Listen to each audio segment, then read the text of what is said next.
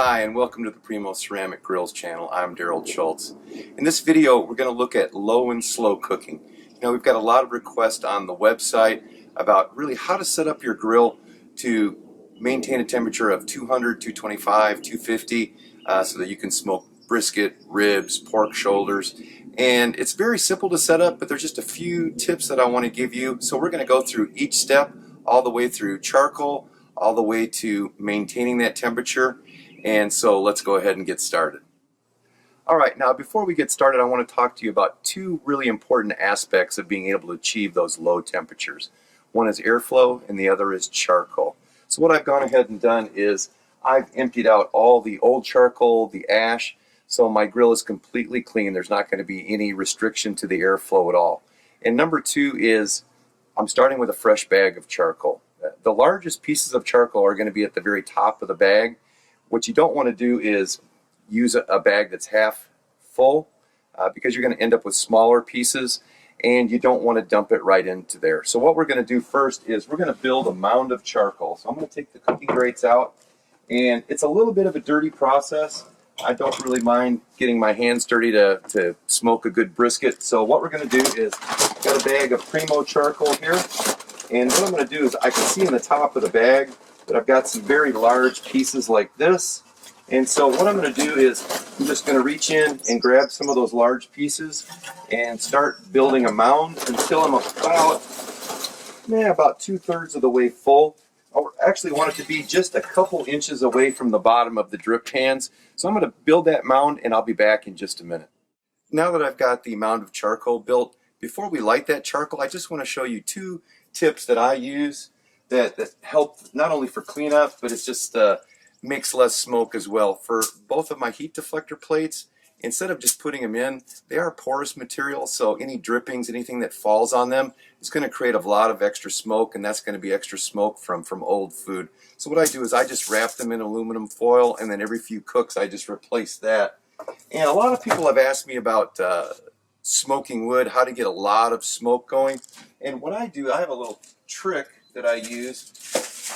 This is actually some peach wood. We're in Georgia, and instead of just putting this on the charcoal, it will ignite and burn up fairly quickly. So what I do is I just put it in a little bit of aluminum foil, wrap it up like this, and just one single ply of that. Leave a little bit of it open, or you can use a fork and just poke a few holes in it. When we do place that in the charcoal, it's going to create a lot of smoke, but it's not going to allow that wood chunk to catch on fire. So let's go ahead and light the grill. Alright, so we're going to go ahead and light the charcoal. I'm going to use one Primo quick lights. You don't want to light it in too many areas, because if you light it in multiple areas and let the charcoal really ignite, it's going to be very hard for you to keep that low temperature. So I prefer to just light it in one area. I usually come down as low as I can, down by the draft door, and then I just go ahead and light that one fire starter. And then I'm going to go ahead and fully open that draft door. Now for the next 5 to 7 minutes, I'm going to leave the dome open. That's going to allow about a golf ball size of embers to catch, and that's going to ensure that the fire is not going to be snuffed out, that it's going to continue to just eat away at that charcoal and just kind of feed itself as it goes across that mound of charcoal. So I'll see you back in just 5 to 7 minutes. It's been about 7 minutes now, and as you can see, we've got a nice little golf ball size of embers that are burning now. So what I'm going to do now is I'm going to go ahead and strategically place these wood chunks around the lit charcoal, and this will make them go off at different times. And I'm just going to put one back over in this area as well. So as the charcoal goes across, it's going to catch that wood and create a lot of smoke. So what we're going to do now is go ahead and add in the heat deflector racks and plates and get those in.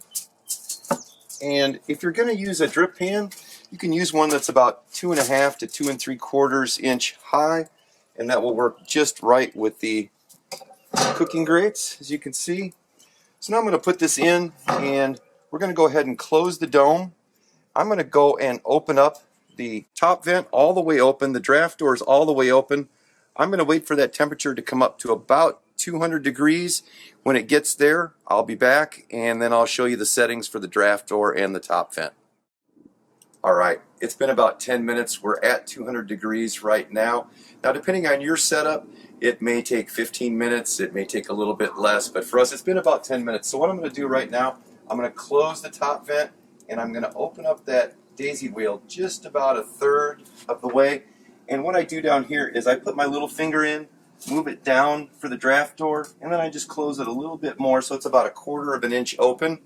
And what we're going to do now is we're going to wait for that to come up to about 225. It's going to settle in, those ceramics are going to get heat washed, and then it's going to maintain that consistent temperature as it begins to burn that charcoal. Alright, it's been 25 minutes and we finally reached 225. What I'm going to do now for the next half hour or so, I'm just going to monitor it. I'm not going to mess with any of the air settings. What I want is that ceramics to get all heat washed. That's what's going to make it keep a consistent temperature over the life of the cook, whether it's 8 hours, 10 hours, 12 hours. So I'm at 225 now.